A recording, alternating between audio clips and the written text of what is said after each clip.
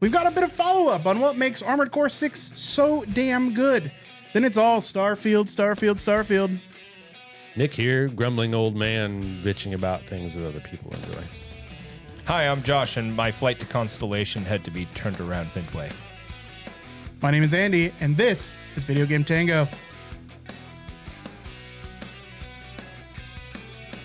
Gentlemen, Sir, it's been a good one couple week months since we podcasted. because, man, we got Baldur's Gate, we got Armored Core, A lot of games. we got a bunch of cool demos, and now we have Starfield, which we will get to in just a little bit in the show. For now, We're going to make you wait. shooting that to you. Yeah, today's sponsor. No, we're not sponsored yet. If we were, it wouldn't go right here. I want to have a final little diatribe about Armored Core before we move on. So yes, unfortunately, I will be dominating the microphone for a minute. So after getting most of the way through the game, the first playthrough, because I've been taking my time, there's new missions, new content, and future playthroughs. I felt it was time to actually sit down and really try to wrap my head around the discourse that is the reviews and feelings and context about Armored Core 6, because it is surprisingly nuanced, and I think that's where my final kind of opinion lied. After watching maybe 10 different videos on how people beat the first real difficult boss, 20 full reviews of the game, and at least another 10, 20 hours of just random videos on Armored Core 6, I realized that a lot of people reviewing or talking about Armored Core 6 are just talking about sections of it. Because in a lot of ways, it's maybe not necessarily unique, but novel, nouveau, in an ironic sense. The game, for better or worse, feels like it was made in 2003, 1999, somewhere around there. They said, hey, fuck it, full send. Let's just make a standard mission structure for the game's storyline like we used to do. You get a couple missions to pick from, sometimes just one. Sometimes the missions are 10 minutes long, right? And sometimes the missions are as simple as, hey, see all those things moving? Blow them up. And you do, and the mission's over. That's a bold choice, Cotton. Like, we'll see if it pans out, because that is the kind of antithetical to how storylines in games have been evolving for the last 20 years. And that's just one section of Armored Core that in one way feels very retro. But in another, the game isn't really much like the older Armored Cores. There's this dichotomy between the fact that it feels like a game you would rent from Blockbuster, but it doesn't feel like the original Armored Core games. I never have the words for it, but mid to late 90s Japanese games had this general outer shell vibe where it was understood that your game was going to have some unique mechanic, and that mechanic was going to be in depth, and it was going to chew up your time in the game. Yeah. Whether it was materia in Final Fantasy VII, fine-tuning to the nth degree your mech and Armored Core, rotating buildings in dark cloud to make sure that your villagers' opinions with each other were maximized. Combat in Ring of Red. Killing the right Pokemon in Pokemon to give the hidden IV values that you couldn't see in game to your Pokemon. So when it leveled it up, it had the best chance of getting an increased speed score so it could go first. The late 90s were just rife with every game had some unique system, and it was highly in depth. And it was just assumed that most games had 30 to 40 to 50 hours of just fluff, right? It was mechanical fluff, but Armored Core always had this feel of you are a mercenary. You are trying not to run out of money. You can work for anyone you want. There is no good guy. There is no bad guy. You are sitting in there in the garage like a grease monkey working on your mech so that the next mission that you have a little bit of information about what you need to do doesn't end up costing you more in repairs and ammo usage than you earn in the mission, right? And then you had the arena, all this stuff. And I stopped playing Armored Core around 3, PS2 era. And then they had I never played the side games, For Answer, whatnot. Some of those were arguably better, but Armored Core 1, Sheridan had, an old friend of mine, and that got me interested. I bought Armored Core 2 and 3. And again, they were role-playing games in a sense, right? You were just role-playing a cutthroat mercenary who was in it for the coin. Yeah. And the game had heart and a little bit of jank. This is a summer blockbuster, Armored Core 6. It is not, you're not going to go into debt. You are not going to need to worry about like doing missions for certain companies to get their newest top of the line model. What you are going to get to do is have a fucking blast. Now, that is, again, a nuance made more difficult by the fact that the developers have had 20 years of experience making, Sekiro, Bloodborne, Dark Souls, and whatnot, and that influence shows. My brother's friend was complaining because this game, quote unquote, straight up stole Sekiro's poise stagger system, which at first I was baffled. I was like, Armored Core's always, in a way, had a stagger system, whether it was called that or not. How is it stolen from Sekiro? And then I look into it more, again, nuance, and the stagger system this game uses is very much similar to Sekiro's. And although the old Armored Core games, you had to worry about heat more, like buildup of heat was a really big deal. You can make that like an important part of your build, even though it wasn't a primary objective. And there were technically ways to stagger opponents. The stagger system in this apparently is very much similar to Sekiro. Is that a problem? For some people, right? What it does mean is when it comes to these Dark Souls style bosses or PvP, as it stands right now, pre any kind of balance or update patches, staggering an opponent is extremely important because it allows you to actually do a good amount of damage. The damage you deal is increased by a huge margin once they're staggered. So it's the king mechanic. And I have read forum post after forum post about how to fix this. Remove it, change it, swap it out for something else, bring heat back, bring status effects. At the end of the day, I'm personally of the opinion that most of those are just swapping things out, right? Yeah. If it wasn't stagger, it was heat buildup. Mm-hmm. Maybe one's more interesting to one kind of person. But I'm also in this difficult position where you have the tutorial boss, the filter helicopter, you have Baltius, the first main boss of Chapter 1, the boss of Chapter 2, I'm not going to touch on for spoilers, and I'm sure there's more bosses. I'm about at the third one now. They've progressively taken me more and more tries. 2 tries for the first one, 3 or 4 for the second. I think it took me 4 or 5, maybe 6 tries for the other boss. Now, after playing Dark Souls 1, 2, and 3, most of them, majority of the way through, some of the completion, 5 tries on a boss is like assumed, right?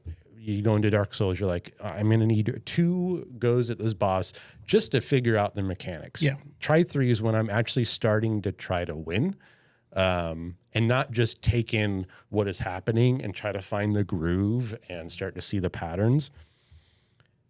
Armored Core isn't like Dark Souls in the sense that in Dark Souls you have iframes. Certain parts of your animation when you're rolling or dodging, your character is invincibility frames. And your character is going to chip away at the enemy's health unless you've got some uber-powered build, some meta build that allows you to like one-shot bosses.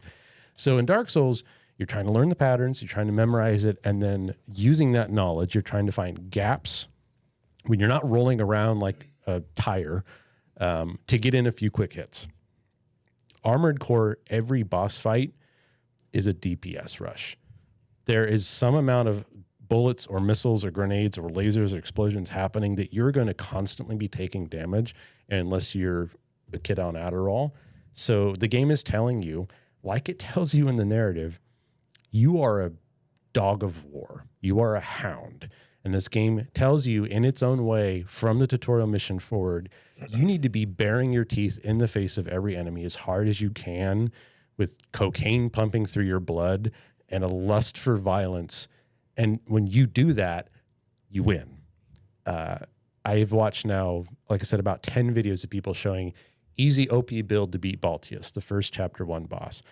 Every single one of them was different. Every single one of those videos said, this is how you do it. This is how to cheese the fight. And in every video, the through line between those is every person playing was being as offensive as hell. There was no trying to like spend time getting in the right position to dodge a missile salvo or time things. It was dodge what you can and pull every trigger the moment it's off cooldown, because that's an easy way to win this game. There are ways to beat these bosses. Unfortunately, there is still a level of the now probably toxic term get good. And what I think that means in Armored Core 6 is you need to play a game on its terms. Dark Souls was the same way. If you don't play Dark Souls the way it wants you to play, you're going to have a bad time until you brute force your way through it, right? I love the game. I don't think it's for everyone, but I think a lot of people who wouldn't give this a shot would have more fun than they think. Yeah. But it does require that kind of person that is competent at quick games. Like if you're good at shooters or games that require quick input, fighting games, that is going to be very useful here. I think that people who have to like think about the controls when they're doing them are going to struggle, especially because there's a lot of them, right? But it's one of those games where, like I told these guys earlier, I find myself unconsciously gutturally laughing out loud in certain scenes because I just pulled off the sickest shit. And it's not the first time I've done it this evening, but when it happens, and you just feel like what was Genghis Khan? You feel like the punishment from God, right? I am here to ruin everyone's day. I was hired. I'm being paid hundreds of thousands of dollars. I don't care who you work for. I don't care about your rebellion against the corporate powers. I don't care about this, that, or the other. It's paid to do a job. I'm going to come here and do it. And everything's going to blow up, and it's going to be so much fun. Again, touching on this one last time, this isn't the slow-paced, cyberpunky deal that the old Armored Core games was. Like I said, this is a summer blockbuster film. I really kind of wish, hopefully this game will do well enough that they can maybe make something along those lines. But I don't feel that's going to happen. That's something that's probably going to stay in the past. And that's okay. Like maybe we'll get another game from another game company that has that more battle tech, mech warrior style, grungy, political, slow-paced feel to it. Like where you have to worry about heat and standing in water and cover and positioning. This isn't that. This is as close to Gundam or Macross as Armored Core has ever been. And I didn't think I'd like it, but if you're watching what's happening on screen or you look up some videos for yourself, it plays as fun as it looks. And I highly recommend you check it out if you can. And it looks fucking cool. Now, I want to touch on something that you mentioned earlier, is you were talking about how the game, the game dictates how you play, essentially. In that you have options as far as how you're going to load out your AC, and the game gives you some agency. But the game definitely decided that like the best strategy here is to be as aggressive as possible. And I understand that might be a complaint of some, but I would expect, especially since we've had so many like successful From Software games at this point now, that people would understand that From Software doesn't give a shit how you want to play. Yeah. It dictates the rules. They dictate the rules in all of their games. Again, they give you some agency, but you are at the whims of the developers From Software. There aren't a ton of options on how you're going to beat something. I think it even goes as farther than agency in the sense that Dark Souls, especially, and Armored Core to an extent, are built with ways to cheese the game baked into it from the start. Like, if you want to just hold down every button and not worry about losing, you throw the Songbird double grenade launchers on your shoulder, you carry 2 giant Huwen Gatling guns on your arms, you throw on a tank body, you got 15,000 hit points, and you just, that general direction dies. Yeah. Right? You can do that, and you can do that, and that kind of a build will carry you through 90% of the context. You don't have to think, and a lot of people are complaining. Now, I think there's some validity there when it comes to PvP. Sure. But when it comes to PvE, they've given you an option like they have in every From Software game in recent memory where it's like you just want to just play this game and have fun in the way that like is easy to do. Here you go. Yeah. That is how From Software has difficulty levels. It's not set at the start of the game.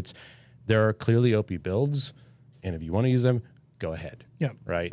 There's times I'll sit down one night and I'll throw like a energy shield and a sword and a pistol and a missile launcher. So I've got this utilitarian build where I can actually try to like deflect shots and find timing. And I'll do that for like arena when I'm fighting other mechs, and it's a lot of fun.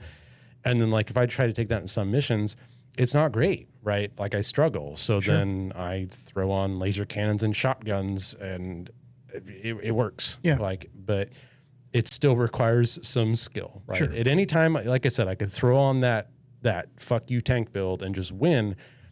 But I know that that's not there is like, it's not the end goal to put on 4 grenade launchers and rocket launchers on your arms. That's just an option I can use. But that's not really fun for me, so I don't do it, and I enjoy myself. Yeah. Right. So you still get to play how you want to, but you decide effectively your difficulty level. Yeah. I think something they said early on in one of their Japanese interviews was everything in this can be beaten using whatever loadout you want. It's just going to be really hard to do. And that's true, because I've now watched somebody play through the entire first chapter not firing a single bullet. Yep. They've punched everything to death. And in the first mission where they weren't able to drop their weapons because they had upgraded it, they literally just headbutted the end boss. They ran into it at full speed and did roughly a 200th of its health each hit and spent 7 hours on stream trying to beat the tutorial boss. And they did it, right? Like, I mean, good on you. Good on That's them, great, right? My No, that's great. goodness. That's emergent gameplay. It's possible to go through this without weapons or with the shittiest weapons smokes. and beat it. And it's possible to actually, I watched somebody go through in all but one situation, get through the entire first chapter and then multiple mini bosses and the final boss without taking a single hit. Yeah. It means something different in this than it does Dark Souls, because Dark Souls bosses aren't launching 187 missiles in you every 3 seconds. They're not using AoE attacks.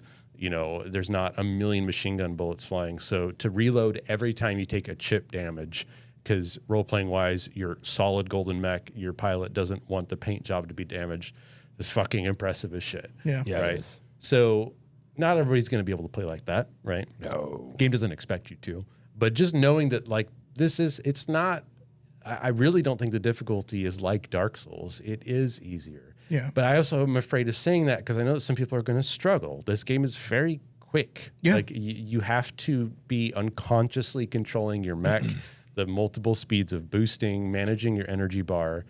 And that just takes time and practice. It takes muscle memory. I would say watching how quick paced this combat just did is. this When you mission talked today. about people being like, if you're on the control, it's like I would struggle playing this game, at least initially, because I'm just now really starting to get comfortable with mouse and keyboard. And watching this, oh boy. The gameplay looks fast and exciting, but I could not mouse and keyboard this. I'd have to go back to a controller This is practice. to feel any sort of confident, This right? is good practice. Yeah. So, yeah, I mean, I think this would be a great introduction for someone who's got like a little first-person shooter experience under the belt. They've grown up on the Xbox with Call of Duty, and they're getting into like PC gaming, and they want to try like a single-player game, but they're all boring and full of menus and shit. Like, I feel like this is a great transitory game or transitional game for someone who wants a quick turn or quick-based game, but isn't, competitive. Right, which is there too. If you want to play PvP, the game has that as well. Yep. There's some problems with it, but it works. And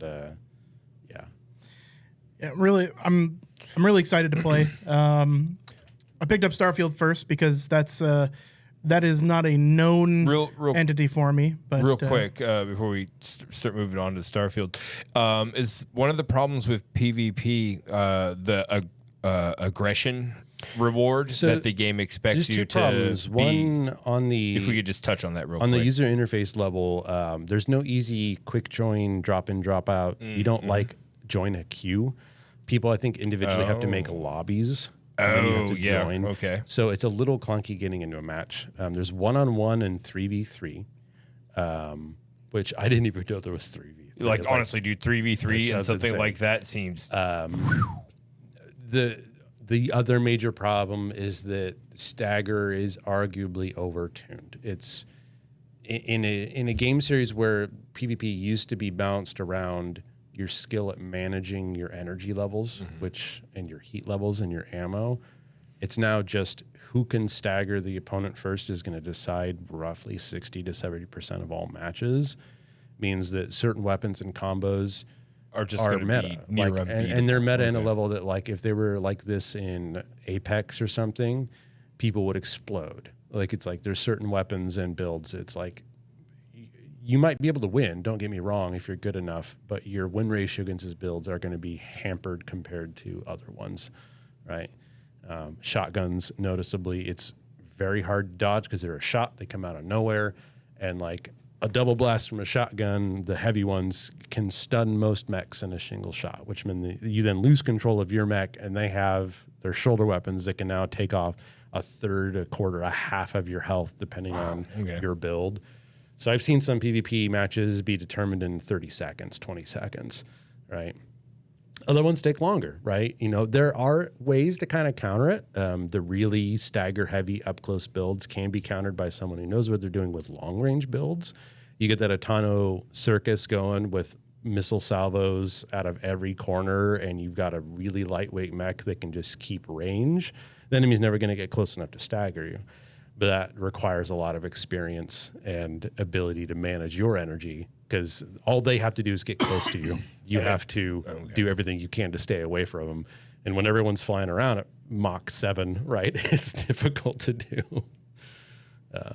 So, yeah, I think if From Software has kind of got a hit or miss record on their bounce patches, I don't know by heart in depth what they've all been. I do remember in the Dark Souls games, bounce patches were rarely major, but I never played Elden Ring. I don't know how the bounce patches went on that. Yeah. If they put some work into this, I think that PvP could actually get tuned down really well. You get it closer to that rock, paper, scissors style of play, light versus medium versus heavy mechs. I just hope the game sells well enough that we keep it going. Like, it's so crazy that we made a new Armored Core game. Yeah. Like, Or just that a- it's doing relatively well. Or just a good mecha game in general. Yeah, I mean, when was the last time we had a good mech yeah, game? mecha used to be like a giant, like a juggernaut of a genre in and of itself. And like Mech Warrior, Star Siege, BattleTech, and fucking even Gundam back. it was in the day. half of all PC games for a couple of Steel years. That game, Battalion, Chrome Hounds. Yeah.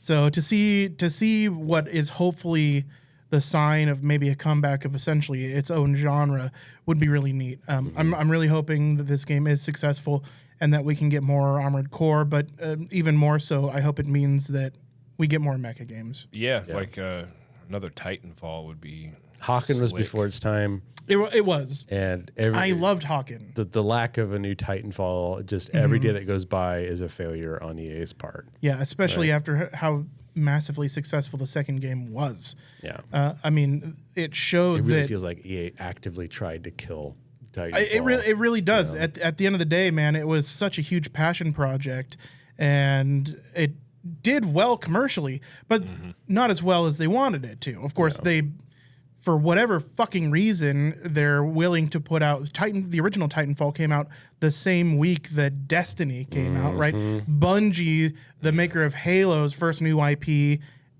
ever since Halo. And then they did the same thing again. I don't remember what came out at the same time as the second one, another but big one. another enormous release. Yeah. So they really shot themselves in the foot. I think Titanfall would have been like a lasting franchise if they hadn't released it poorly.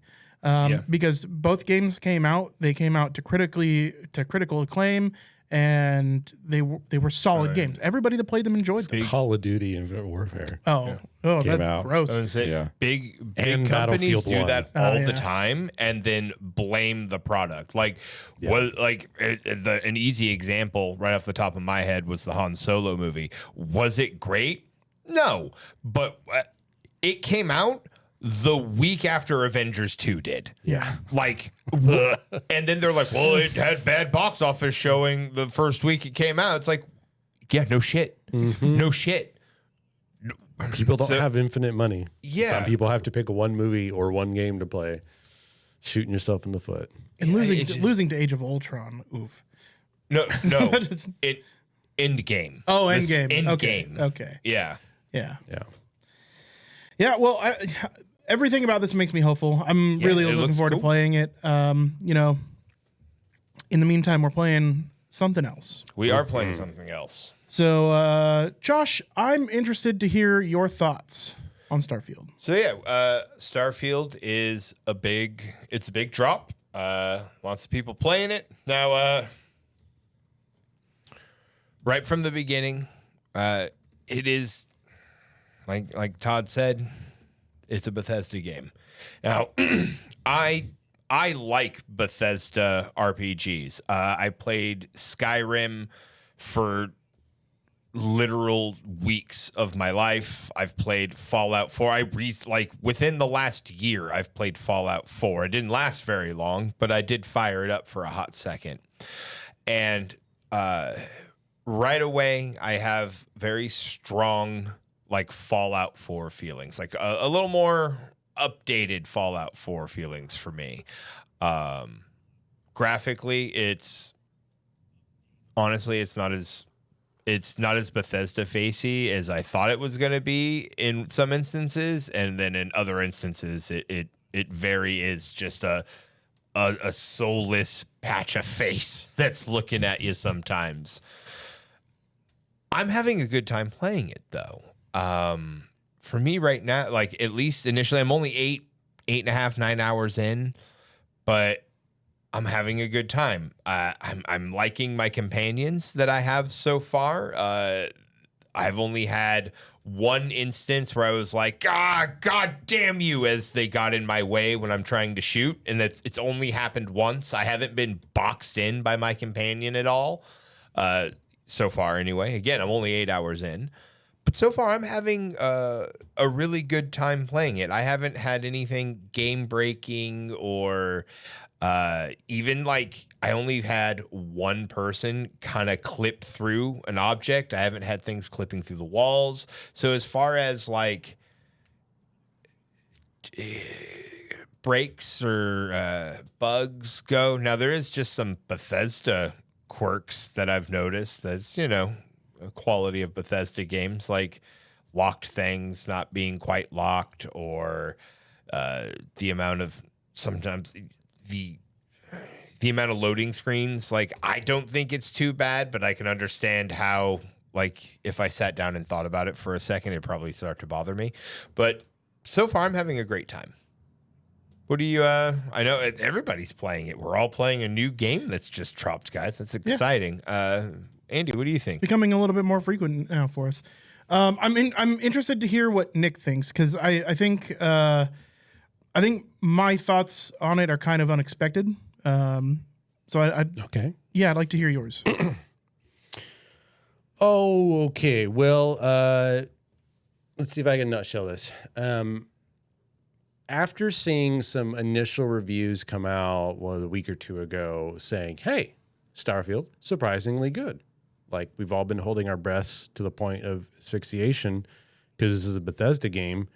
Bugs are next to nowhere to be seen. It's stable. It runs. It's got some cool systems. And I watched a few of those videos, a couple hours sitting on there, YouTube, and watching people. And the general vibe was, this is not a complete pile of flaming garbage at launch. Because that concern's there. I mean, after Cyberpunk especially, it's been in everyone's mind. We're in a post-Cyberpunk release world now. That's not something we're going to forget. And Redfall and Fallout 76 from Bethesda themselves. Well, I mean, even just Bethesda games at launch, right? Yeah. Bethesda games at launch have got a history. Right? I, at some point in the span of a week, let myself relax a little. And the problem was that, not that I was okay, this game is going to be bug free or whatever. I don't care about bugs if it doesn't break my save or crash the game, whatever. I forgot that this is a game by Bethesda. And like Todd said, like Josh said, this is a Bethesda game through and through. And for some reason, maybe it's because it's been 1,000 years since Skyrim. It's been forever since 76 and the lessons hopefully they learned. I was going to get something different. What I got in my roughly 10 hours of play was what felt like a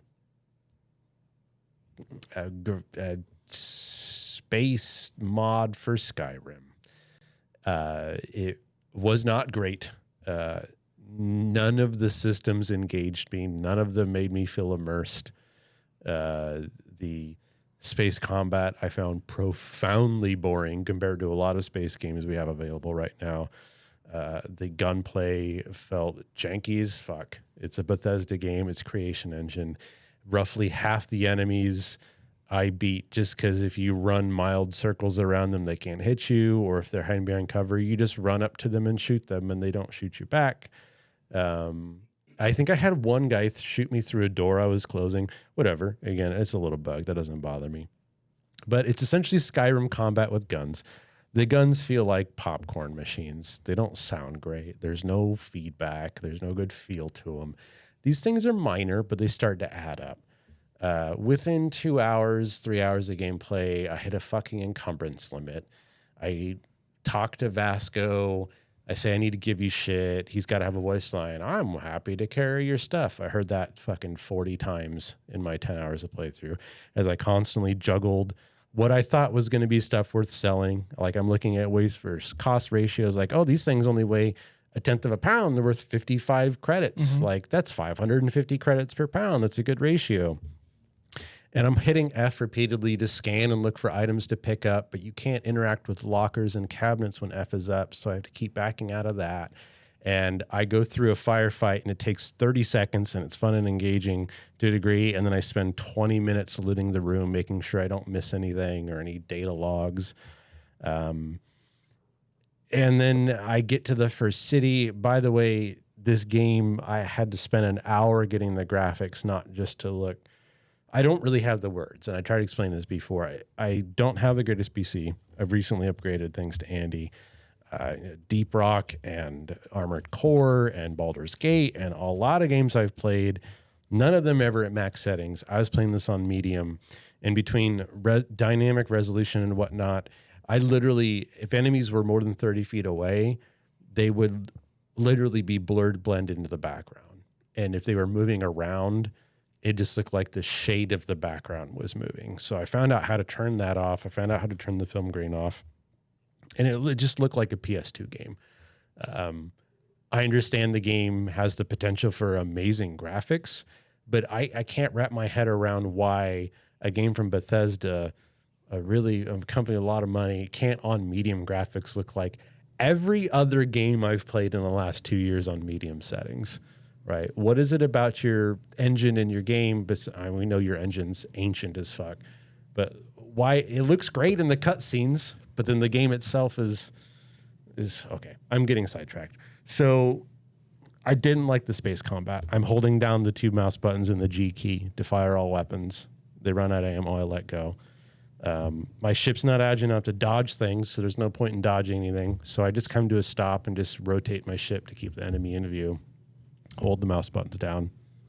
Hold the mouse buttons down. Okay, they're dead.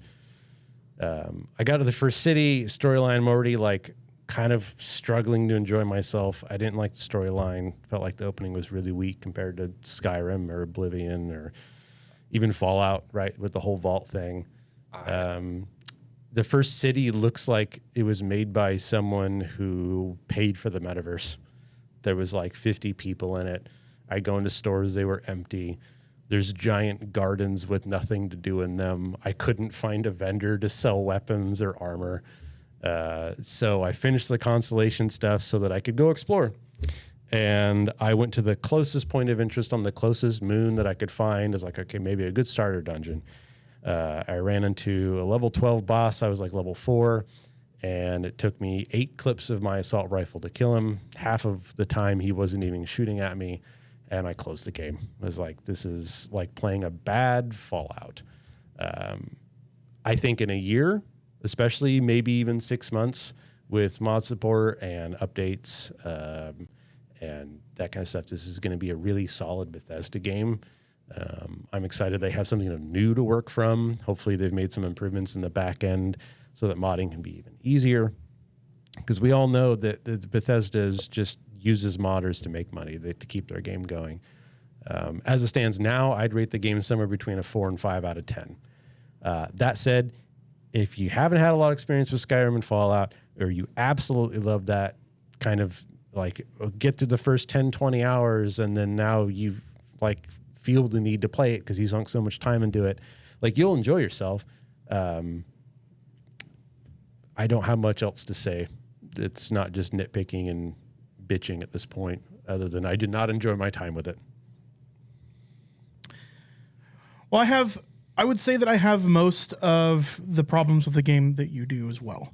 It took me way too long to get into a graphics setting that I was comfortable with. The first major city, New Atlantis, I found underwhelming, especially after having watched early reviews saying that it felt like a living, breathing city. That there was lots of it doesn't. It absolutely does not. Yeah. In the wake of something like Final Fantasy VII Remake, check that out because that feels like Cyberpunk. Yes, Cyberpunk feels like a living, breathing. Definitely city. in comparison. Night city, and I'd say that it's not even the best living, breathing city. Mm-hmm. So in comparison to other games of a smaller scale, it does not feel like a living, breathing world to me. It was hard to find shops and I know you had this issue as well. There's no map. There is really a map button you can press where you get a bunch of dots it will show plastered you over a height map, a topographical map. And there's like a quick travel point for the districts that you can't use until you travel there first by tram, which is yet another loading screen. Or if you're encumbered. But yeah, like there's no local district map. Like I went to the Commerce District looking for a shop. I just had to run around, which I guess is immersive. Yeah. Right? I have to look for it myself. I had that same problem. Is it was not immediately apparent where I was supposed to be finding vendors or where I was supposed to be finding other points of interest. I did not have that issue at all. I immediately knew that I could sell at the trading post vendor. You can sell stuff there. You can't buy weapons and armor and consumables there. Then I asked the guys like, "Hey, where can I buy some stuff?" And he's like, "On the left, just past the check stand." And I walked over past the security check stand to the left. And there are terminals. I talked to one guy and found the shop. So I mean, there are terminals that will tell you where things are. But it's not specific and it doesn't flag it either. It's literally the first guy you talk to when you land your ship at the place. Yeah, I didn't talk to anybody when I landed the ship. Well, you kind of have to. There's a guy that like stands in front of your ship when he lands. Yeah, and I asked him where the store where can I buy stuff, and he said, "Well, you got the ATM next to where I stand." And then a booth around the corner. I went around the corner and I found a bench. So I guess I just missed it. But then I assumed the commercial district where commerce happens is where you go to buy stuff. Now you were telling me that you were told to go to the security desk or something? No, he said it's left past the security desk. Yeah, so I walked up to this big like pentagon shaped or triangle shaped thing. I guess I just didn't go far enough. I walked over to the left and it's like, outfitter, and just walked out. Like it was right there. I probably just missed it. Yeah. That may have not been. So I didn't get any dialogue from anybody when I landed. I talked to the guy because there's a black guy in like he's got a high vis vest on and a checkboard. He's standing right there when you land. Yeah, the only person that was talking to me was Vasco, and he was like with me. And then I got interrupted really quickly by I took the hero trait where I have like a super fan that follows me. Yeah, they caught up to me in like the first 2 minutes that I was there. So maybe because of the dialogue that I was receiving, I didn't get that. But I didn't get that. Barring that I found the shop super easy, it's super annoying not having a map. Like it's not having a district map. Like that ground map is shit. The best it does is you can check the terminals to see where shops are, but then they just tell you something like the gun shop is in the residential district, and that's all it tells you. Now it's not hard to find. It's like as soon as you get off the tram, it's right there, right? Like I know where the places are now. I've found them. It's not super intuitive. Like that first one was super easy for me to find because I turned left. And I didn't find the mercantile right away. It was my second landing at New Atlantis that I actually found it. And it was because now my ship was full and so was my character was over encumbered. So I had to walk around that place over encumbered, which the inventory management system sucks. I mean, like the system itself is fine, but the weight management sucks. I mean, just straight up. I can't believe we're still dealing with bullshit encumbrance rules in the far future in 2023. Like now, the fact that your cargo hold can hold only so many fucking 450 pounds is what your fucking ship can carry. What the fuck is that? Like I can see them having like a cargo hold limit for cargo. Yes, but I have a spaceship. I should be able to put a lot of stuff on it. Yeah. And it's even worse is if you literally just like this guy, like when I walked up, he walked up to me. That's anyways. You can drop stuff out of your pocket. If you're standing in your ship and you just like drop items and they float in your ship, you can store them in your ship. Yeah. You have as many fucking like models floating around and it's going to look like garbage as you're wading through stuff. But, you know. Yeah. So all of those gripes having been told, that's where I want to end my gripe session. I have more problems. It still feels like a Bethesda game. And classically, I am anti-Bethesda game. Yeah, you never really liked them. I've never really liked them. So Skyrim has gotten the most of my time, but I would say I capped Skyrim at 50 hours, and that's multiple attempts at trying to enjoy Skyrim. I always felt like I was really missing out. Like I was getting FOMO on Skyrim because everybody else seems to universally enjoy Skyrim for what it is.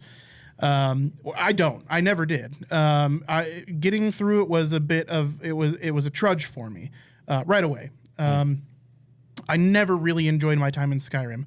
I gave it a good amount of time. I gave it probably 20 hours before I went and got my first shout. The thing I enjoyed most about Skyrim was that it did feel like a pretty living, breathing world, and there was a lot to explore. I have to give credit to Skyrim where credit's due. It really did feel like a living, breathing world that had a lot to explore. Even Fallout 3, I didn't care for Fallout 3. I didn't care for Fallout 4. Never played 76. I did enjoy Oblivion quite a bit, oddly, but that was in a time where Oblivion felt really new. And then Skyrim didn't deliver on anything new to me over Oblivion, is what it felt like.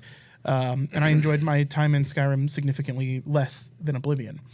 All of that said, I jumped into this game fully expecting not to enjoy it. I've got it on Game Pass, so there's no reason for me not to play it at this point. It's it's in the zeitgeist. I want to talk about it on the podcast, and no detriment other than a loss of time for me to jump into this. So knowing that I probably wouldn't enjoy myself, I created a character that I made super ugly. Initially, I was going to create myself, but the character creation is okay.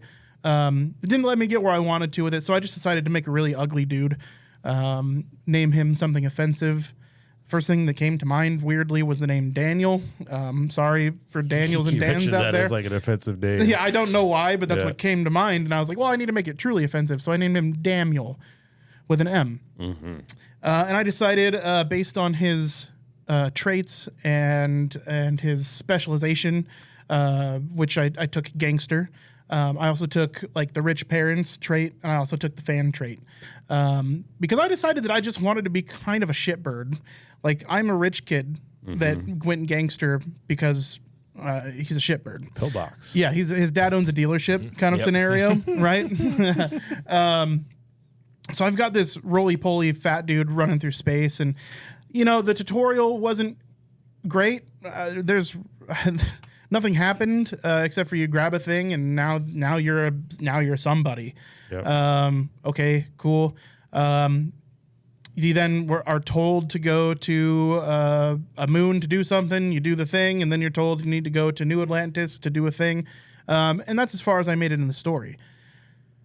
I am finding myself having quite a lot of fun in the exploration phase, just like I did with Skyrim. In the exploration phase, I have decided that I'm not actively pursuing the main story for right now. I want to experience a little bit more of what the game has to give me before I jump into the mainline story, because I don't want time invested in a story that is going to fizzle out for me before I experience the mechanics. That might be backwards for the way some people play games. It's just how I decide to play games. But oddly enough, despite all of the negative things that I have to say about this game, I am enjoying myself. It drives me nuts that I can't interact with some objects or safes or closets in while I'm pilfering through these buildings while I'm scanning with the F key. That bothers me, but I find myself enjoying it thoroughly despite that. It's not a living, breathing world like I was told it was going to be, but I find myself enjoying the game despite that. The points of interest are few and far between on these planets and moons, and there's a lot of empty space to be explored. And I'm not usually one to go out and do gathering, but I am gathering, and I am going to those points of interest a kilometer away and enjoying myself. Even to the point where I went and did just a point of interest that was too high level for me, or at least I thought it would be. And normally this would drive me crazy, right? Where just because of shooter skill, I'm able to get through a bunch of level 14s. That kind of drives me crazy usually in an RPG situation. I shouldn't be able to do that at level 5, but I did. I successfully cleared this bunker full of level 14 sycophants, and enjoyed myself thoroughly. I ended up being over encumbered by like 3 times, and I had to make my way back to my ship. And while I was trudging through that, and it bothered me greatly that I wasn't getting there faster, I still find myself enjoying it. I can't tell you why. You can't tell us why? No, not really. You just got brain damage. Other than I guess I'm having fun with it. I mean, it's great. I've only put it in- sounds like you don't like anything about the game, yet somehow for inexplicably you're enjoying yourself. That's cool. Yeah, I'm glad you're enjoying yourself. At the end of the day, I can't really explain why I am enjoying myself, but I am enjoying myself. I mean, as far as the gunplay goes, it's nothing to write home about. I'm having fun with that, and for what it is. I did find a couple guns that I do enjoy the feel of, and that's why I'm using them. Not so much that they're like overpowered by any means, but I am enjoying some of the gunplay. There are a few guns that just feel like nothing is happening on screen other than I watch a health bar go down that I dislike, but there are a few guns that feel meaty and solid, and I do feel points of impact and are satisfying to use. So I'm sticking with those. So while I have a lot of complaints and share most of your complaints as well with the game, I am oddly enjoying myself. So I'm not going to give this like a numerical score whatsoever. Positive to say about the game, or are you just going to leave it with, for some reason, you're enjoying yourself? That's it. Okay. That is really it. And that's why I wanted your guys' explanations first, because I'm trying to understand why I'm enjoying myself. Well, you said you are enjoying the exploration aspect. That's true. I am enjoying the exploration aspect. You're enjoying the openness of it and how you're exploring so far in these worlds. Well, I don't enjoy the openness of it, but I am enjoying the exploration portion of it as far as the points of interest go. It's a really weird gameplay experience for me because everything is there that I dislike about Bethesda RPGs.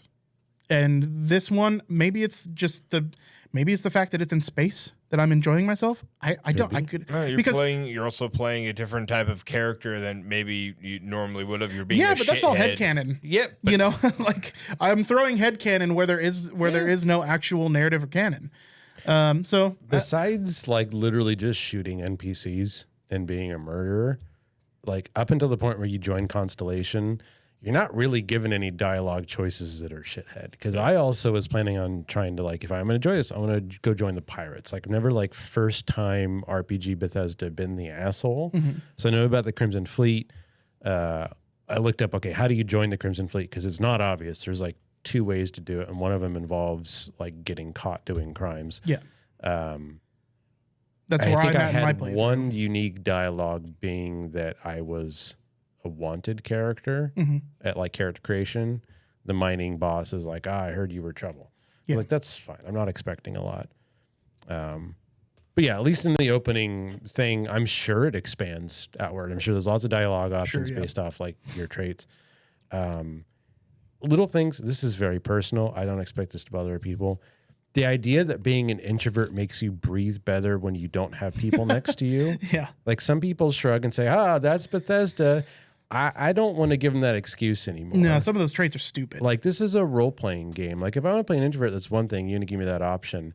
My ability to, like, process CO2 should not be determined by if I'm an introvert or not. Like, who made that decision? It's really weird. Like, make it, like, out of shape or, like, born in space, or Bethesda just gives you a starting like health bonus if you go solo. That's a common thing. Like in Fallout 4's Lone Adventurer, and you got a weight carry and so like, did they name it stupid? Sure. But that like sort of mechanic where you get like a weight carry bonus or a health bonus, depending on whether you have people or okay. So I'm going to read adventure. extrovert, which is the opposite of introvert from Starfield. You're a people person. Exerting yourself uses less oxygen when adventuring with human companions, but more when adventuring alone.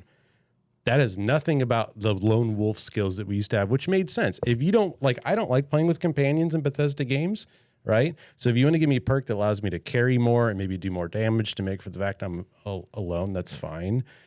This literally says you use less oxygen when you're with people. Yeah, which is how you run. That doesn't help my encumbrance. That doesn't help my damage. That doesn't help my ability to craft things. Like, you don't need to be an apologist for something that doesn't make any sense. It's still a boost. I'm just saying it's a boost based on whether or not you have companions or if you're solo adventuring. If they had an ability that said muscle builder, you're a gym rat, you get 1 more point in geology when you level up. That's the equivalent of this. Like they have no connection. Like, I totally get the idea of having a skill that allows you to have more or less oxygen use. I totally get the idea of having an extrovert skill in a role-playing game.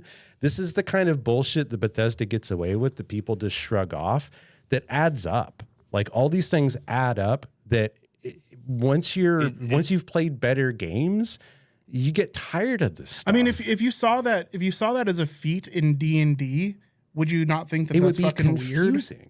It's just confusing. Like, if you want an extrovert perk, maybe you get better persuasion when you're around more people. Yeah, sure. Like, did I say it was named dumb? Yes. I already said that. It was named dumb.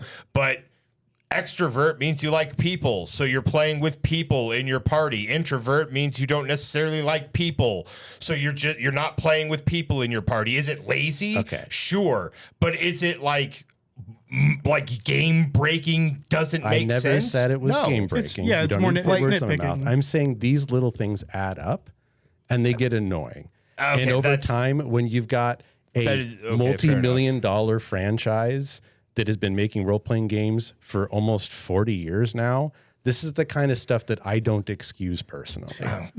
I mean, Bethesda said that this is going to be the game of the decade, right? Yeah. Like, this is going to be the biggest game of all time. And is it? No. Is it, like, in scope, do you think it's the biggest game of all time? Probably not even. I think it's is it the greatest RPG ever? No, we just got really Baldur's Gate. great once it gets a lot of good mods. Yeah. But I don't think Bethesda can make good games anymore. I think they rely way too much on their modding community to make their games good for them. They give us a massive sandbox to play in. This one feels even more sandbox than Skyrim because it's open in space and there's multiple planets. The idea of like someone modding a whole planet to have lots of point differences, this sounds fucking amazing, right? You could have like your own little contained mod-free DLC that's like its own planet. That's cool, right? I don't want to shit too hard on this game, but like I would be embarrassed to all hell if this was my product that I released after so much time that they could have made something better. But like I said out on the balcony, I realize they don't have to make a better game because people have bought Skyrim so many times and apologized for Bethesda so many times that they can get away with making essentially the same game as they've always made, and people will still pay for it. And I've felt that way about Bethesda games for years now, but fuck me if I don't like look forward to playing this again later. Yeah. Can't explain why, but I do.